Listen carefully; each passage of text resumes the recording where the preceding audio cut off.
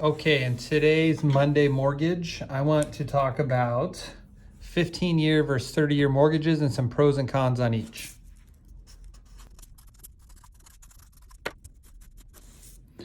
Okay, let's start with some obvious ones, right? On a 15-year, a pro is you're going to pay it off quicker, right? Conceptually, you're paying it off in half the time. Pretty cool. A 15-year, a con would be, you only have half as many payments, so your payments are naturally bigger, right? That's just how the math works. This is 180 months or 180 payments. This is 360 months or 360 payments. So if you take the same size debt divided by 180 or divided by 360, obviously your payments are going to be higher over here. Okay, those are the obvious ones. Some other ones that may not be as obvious, but most of the time, and I have to stress this is not a quote or an offer to lend, this is just an illustration, generally speaking. And I'm going to show you a Google example later to back this up. But typically speaking, on a 15-year mortgage, your rate is often lower. Now, it's not significant, but typically there's a little bit lower rate built in compared to a 30-year. Okay, so there's another pro and con comparison. Now, even with the low rate, your overall payment's still higher. Again, I have some examples to show you in a minute. So when you're on a 15-year, since you have higher payments, that means you qualify for less house, right? You have a higher payment, it's more impactful on your debt to income ratio, which means you qualify for less house. Or on a 30-year, you'd qualify for more house.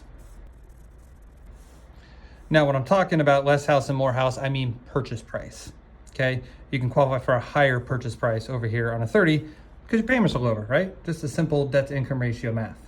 Now, what I like to talk about in both these examples is the amortization table. Let me show you some examples. This is something a lot of people don't dig in on. Ooh, I don't know if I spelled that right. I might have. So let's show you some amortization tables on a 30-year and a 15-year. Here we go. Now, the first thing I did is just Google average national mortgage rates, and I found this article from Mortgage News Daily.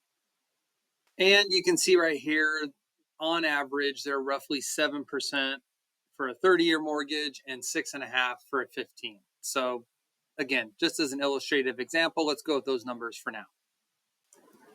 Next, I Googled average home price in King County, and I found this article on Redfin that's suggesting last month they were around 815,000. So let's go with that number as well, and let's set this up as just a standard conventional loan with 5% down. When you get a 15 or 30-year fixed rate loan, you're going to get something called an amortization schedule. What is that? Well, it comes from the word amort, which is an old term to mean to put to death. So it's just a schedule of putting this debt to death.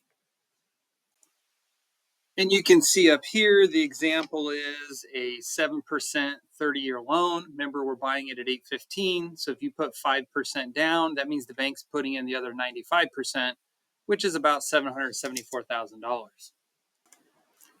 And you can see along the left side here is every single payment from payment 1, and it runs all the way down for 30 years, all the way to payment 360.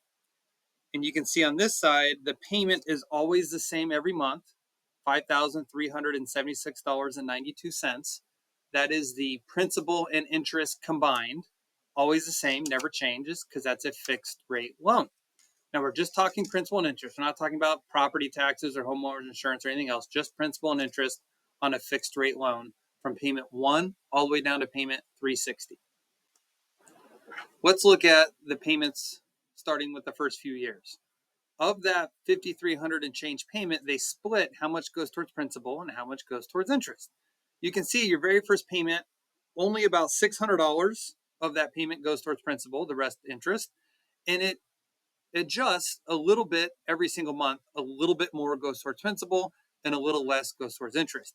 And as you go down the chart here, you can see by the end of the second year, now you're up to roughly $700 of each payment goes towards principal and the rest going towards interest. When you go further down the list, looking for when do you actually pay more towards principal than you do interest? It's somewhere around roughly payment 242, which is approximately 20 years in, where it's about a 50-50 split. And then every payment going forward, the balance tips to the favor of more principal than interest. Let's see how this compares on our 15-year example at the 6.5% rate. You can see the payments are about $69.70 a month every single month for principal and interest. Remember, it's a fixed rate, doesn't change. And your very first payment is roughly $2,500 of that payment going towards principal and $4,100 towards interest. And you can see later on it's closer to about $2,800 to principal and the rest towards interest.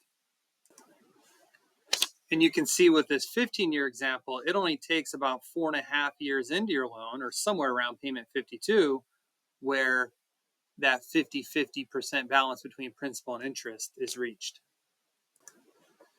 Now, if you find that interesting, it's more pronounced the lower the rate.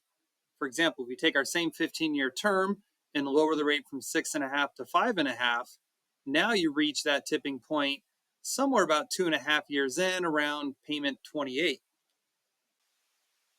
And for grins and giggles, let's take it one step further and lower the rate to 4.5.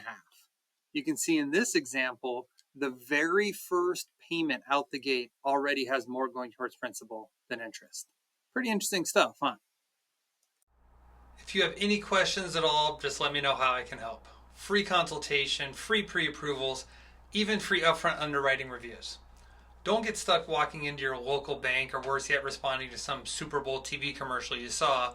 You're getting ready to make potentially the biggest purchase of the year. Let's have a real conversation about your specific options and what's best for you. Let's go buy that house this year. Chat soon. Cheers.